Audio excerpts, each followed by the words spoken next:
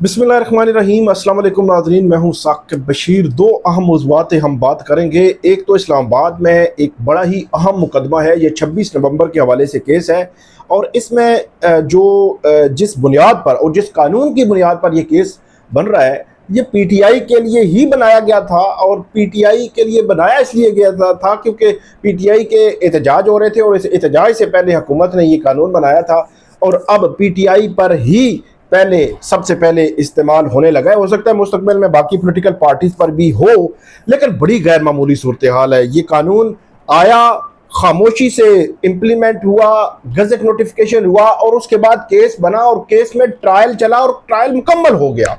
इस कानून को इस्लामाबाद हाई कोर्ट में चैलेंज किया गया था, लेकिन इस पे कुछ नहीं हुआ।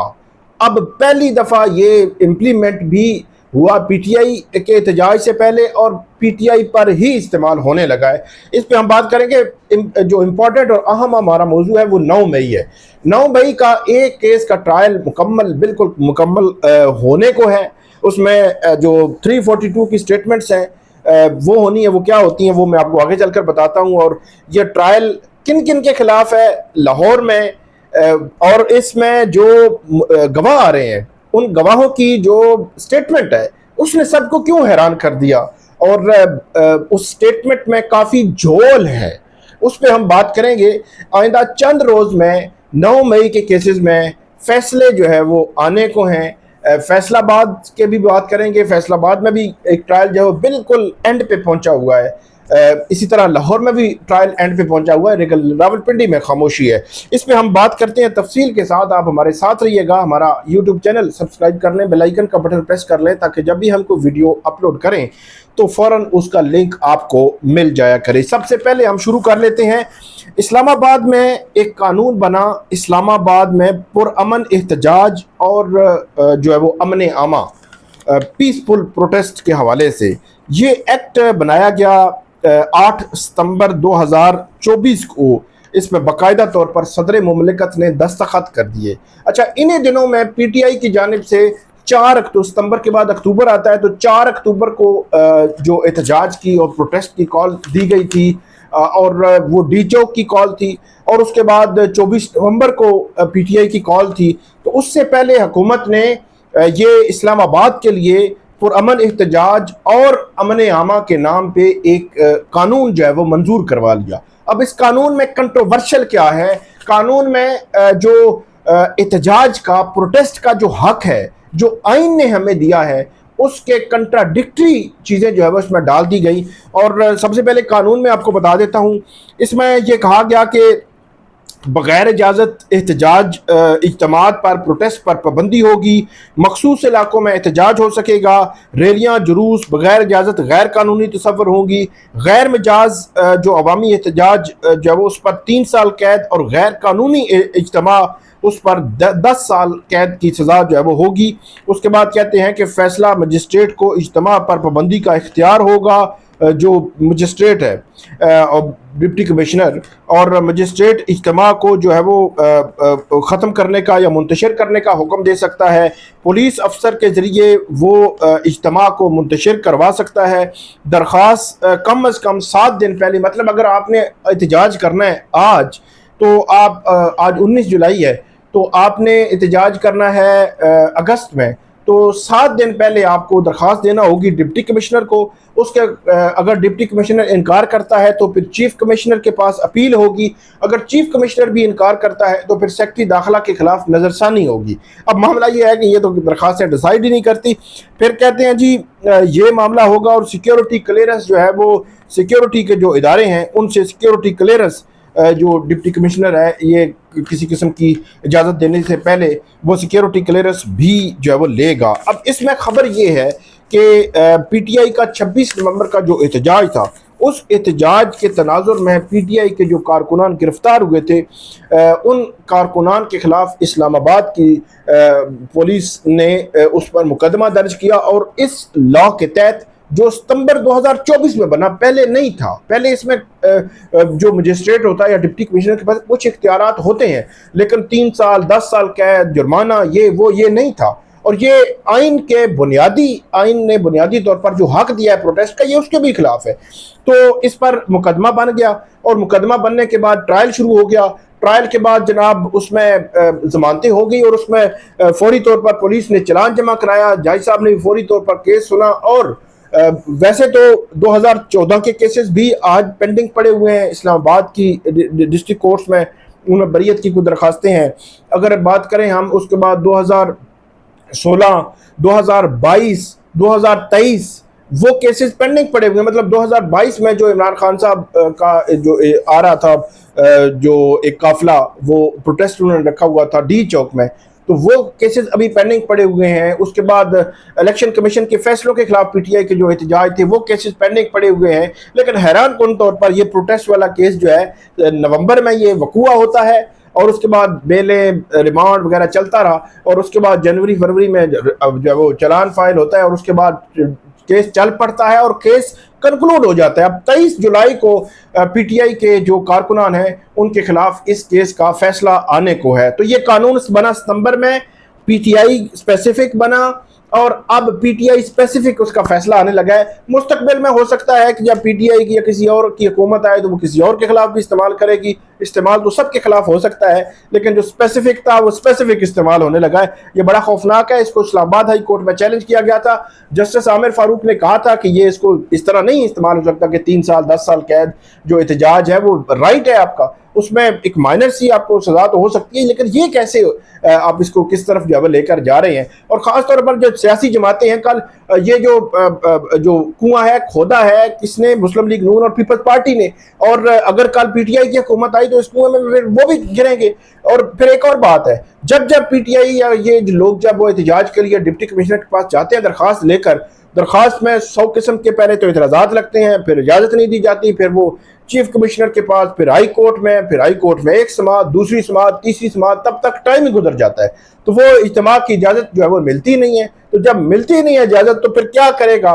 फिर तो आप जो है इसका मतलब है कि जो हक है आइन ने दिया है एहतजाज का, आप उस पर पाबंदी लगा रहे हैं। तो ये बहरहाल बड़ा एक अजीबो गरीब मामला है। इसमें जो चैलेंज हुआ था ये मामला, लेकिन आगे नहीं बढ़ सका, इस्लामाबाद हाई कोर्ट ने देखा नहीं और अब ये इस पर अमल दरामद जो है वो होने जा रहा है।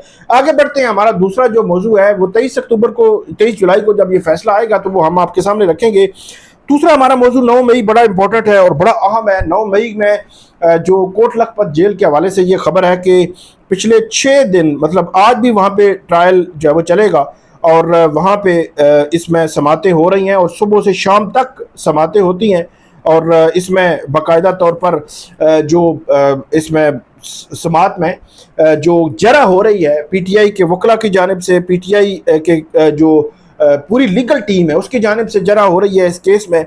और इस केस को वहाँ पे जो पैरवी कर रहे हैं वकला वो हैं बुरहान मुअज़्ज़म मलिक, बहुत ही सीनियर और बहुत ही तजर्बाकार फौजदारी मुकदमात में वकील है। ये पीटीआई ने बड़ा काम किया कि वहाँ पे प्योरली लीगल पेड जो लीगल टीम है वो रखी है। ऐसा नहीं है कि बस ठीक है डंग टपाऊ प्रोग्राम। यहाँ पे मसला ये होता है कि बड़े केसेस में अगर बगैर फीस के अगर वकील रख लें आप, तो वो वकील बगैर फीस के तरह ही काम करता है। फीस वाला वकील सही प्रोफेशनल काम करता है। बुरहान मुअज़्ज़म मलिक है, सिकंदर ज़ुल्करनैन सलीम है, मियाँ अली अशफाक है, राना मुदस्सर उमर है, हसन शाह हैं, उसके बाद परवेज़ उमवी हैं, उसके बाद यूसुफ है, मारिया बलोच हैं, सलमान शाहिद हैं, मियाँ तबस्सम हैं, राना मारूफ हैं, अली अमार और जो है वो कई लोग हैं। और इसमें बैरिस्टर तैमूर मलिक हैं जो शाह महमूद कुरैशी उनके भी वकील हैं। तो ये सारे जो इसमें स्ट्रगल कर रहे हैं सुबह से शाम तक, रात तक कोट लखपत जेल में ट्रायल जारी रहता है। एक ट्रायल है जिस ट्रायल का नंबर है जो FIR है, ये FIR नंबर है 97/2023 की। ये जो पुलिस स्टेशन है सर्वर रोड और शेरपाओ ब्रिज का ये केस है जिसका ट्रायल ऑलमोस्ट जो है वो मुकम्मल होने को है। 342 की स्टेटमेंट जो है वो सेकंड लास्ट मरला होता है, मतलब मुल्ज़मान की स्टेटमेंट आनी होती है और वो रिटर्न में ही जमा हो जाती है। और उसमें फिर आखिर में दलाइल होते हैं मुल्ज़मान के, वकला के और प्रोसिक्यूशन के, केस मुकम्मल हो जाता है। तो ये केस अपने बिल्कुल इख्तिताम की तरफ पहुंच गया है और इस केस में शाह महमूद कुरैशी, डॉक्टर यास्मीन राशिद, उमर सरफराज चीमा, महमूदुर रशीद, सेनेटर एजाज चौधरी और 9 दीगर पीटीआई के जो वर्कर्स हैं उनके खिलाफ ये ट्रायल चल रहा है। और आईके जो इमरान खान है उनके खिलाफ और दीगर पीटीआई की लीडरशिप के खिलाफ अभी ट्रायल जो है वो इस मामले में शुरू नहीं हुआ, क्योंकि ट्रायल के दौरान मुलजिम का मौजूदगी ज़रूरी होती है। इमरान खान के खिलाफ GHQ हमला केस का ट्रायल यहाँ पे चल रहा है डयाला जेल में, लेकिन वो आगे बढ़ ही नहीं रहा, उस पर समात ही नहीं हो रही।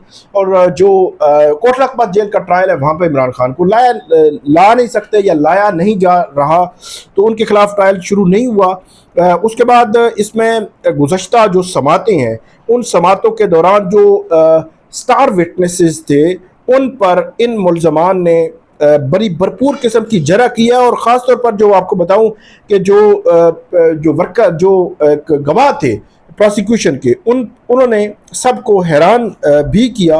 और हैरान कैसे किया, वो जब उनसे ये पूछा गया, ये सवाल हुआ कि आपने जो स्टिक्स थी, जो डंडे थे या इस किस्म की जो चीज़ें थी, आपने कब जो है वो ये बरामद की, रिकवर कब की, मतलब वहाँ वकुआ वाली जगह से कब जो है वो आपने उठाई। तो उस पर जो गवाह थे उन्होंने कहा कि 30 दिन के बाद। तो बहुत ही हैरान कौन है कि 30 दिन, और वो भी कंटोनमेंट बोर्ड उसके एरिया में जहाँ पे रोज़ाना की बुनियाद पर सफाई भी होती है, सारी चीज़ें होती हैं। वो कहते हैं जी 30 दिनों के बाद मैंने वहाँ से जो है वो रिकवर किया। और उसके बाद ये अब गवाह कह सकता है कि वहाँ जी 9 मई के बाद जी कई महीने सफाई हो ही नहीं है, ये अब उसका क्लेम हो सकता है। बहरहाल ये उन्होंने जवाब दिया। और उसके बाद जो रिकवरी कहाँ से हुई, तो उन्होंने कहा जी ग्रीन बेल्ट जो था ना मेन रोड के साथ, वहाँ से। तो अब बेल्ट भी ग्रीन था, अगर सफाई नहीं हुई तो बेल्ट जो है वो क्या सिचुएशन उसकी बनी होगी। फिर उसके बाद कहते हैं कि जो कंटोनमेंट का एरिया है वो, जिससे सवाल हुआ कि लोकली कंटोनमेंट का एरिया उसकी रोज़ाना की बुनियाद पर सफाई होती है, तो ये उसने गवाह ने ये भी कहा कि जी सफाई होती है। अब इसको कनेक्ट करें, सफाई भी होती है, ग्रीन एरिया से रिकवरी हुई है, और 30 दिनों के बाद वो चीज़ें वहीं पे पड़ी हुई थी उन्होंने उठा ली हैं, तो ये कदरे हैरान कुन भी है। इसके अलावा एक और जो गवाह है, उस गवाह के हवाले से ये चीज़ थी कि जो ज़मान पार्क में जो कॉन्स्पिरेसी या साजिश तैयार हुई, या साजिश के हवाले से जो इल्ज़ाम है कि वहाँ पे एक मीटिंग हुई थी जिसमें 2 पुलिस एहलकार वहाँ पे गए थे। तो एक पुलिस एहलकार की जो जरा हुई, उसके बयान पर जो जरा हुई वो मैं पढ़ रहा था। तो उस जरा के दौरान उसने जो एक तो उनको ये कहा गया कि इमरान खान साहब पर मार्च 2023 में जो हमला हुआ था, उस हमले के बाद इमरान खान साहब की सिक्योरिटी जो है वो बहुत टाइट कर दी गई थी।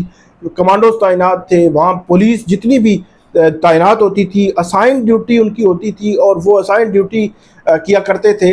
और उसके बाद ये भी कहा गया, ये सारा कुछ जो है वो उस पुलिस वाले से पूछ रहा था, जो वकील पूछ रहे थे, उन्होंने कहा बिल्कुल ऐसे ही था। उन्होंने कहा कि आप 2 लोग बगैर जो है वो असाइन ड्यूटी के कैसे जो है वो वहाँ पे पहुँच गए। फिर जो एक गवाह है जो स्टार विटनेस है, उससे जब ये सवाल हुआ कि आपने क्या अपने SHO को बताया था क्या असाइंड हुई थी ड्यूटी, तो उन्होंने कहा असाइन नहीं हुई थी। फिर ये बताया कि क्या आपने वर्बली जो है वो उनको बताया या कोई रिटन में था, रिटन में कुछ नहीं था। तो उन्होंने कहा वर्बली हमने किया, मतलब लिखा हुआ कहीं नहीं है, वर्बली जब हम जब आगे। फिर ये सवाल हुआ कि इतनी हाई सिक्योरिटी में आप कैसे एंटर हो गए। तो ये वो मल्टीपल क्वेश्चंस थे जिन क्वेश्चंस के हवाले से जो स्टार विटनेस है, स्टार गवाह हैं, उन्होंने काफ़ी लूप होल्स इस 9 मई के मुकदमा में छोड़े हैं। ये बुरहान मुअज़्ज़म समेत PTI की जो लीगल टीम है वो बहुत कोशिश कर रही है, लेकिन अहम बात अब ये है कि ये लूप होल्स तो बता दिए गए, वो उनकी निशानदेही कर दी गई कि कैसे इतनी हाई प्रोफाइल मीटिंग में कोई अननोन पर्सन जो है वो वहाँ पे जाकर बैठ सकता है, जिसको PTI का भी नहीं है, जिसको वो जानते भी नहीं है, और वो उस मीटिंग का जो है वो गवाह बन सकता है। कि जब उससे पूछा गया कि आपने क्या मोबाइल आपके पास था, उनका मोबाइल था ही नहीं। तो हालांकि मोबाइल तो होते हैं लोगों के पास, वहाँ से रिकॉर्डिंग भी हो जाती है, कोई रिकॉर्डिंग नहीं, कोई कुछ नहीं है। तो ये जो इसमें खला है वो तो मौजूद है। और हमेशा से जो इस किस्म के फौजदारी के मुकदमात होते हैं वहाँ शक का फ़ायदा मुल्ज़म को दिया जाता है। तो इसमें शक तो मौजूद है, ख़ास तौर पर जो कॉन्स्पिरेसी के हवाले से जो लोग वक़ूअ की जगह पे मौजूद थे उनका केस अलग है, कॉन्स्पिरेसी के हवाले से ये सारी लीडरशिप इसमें है।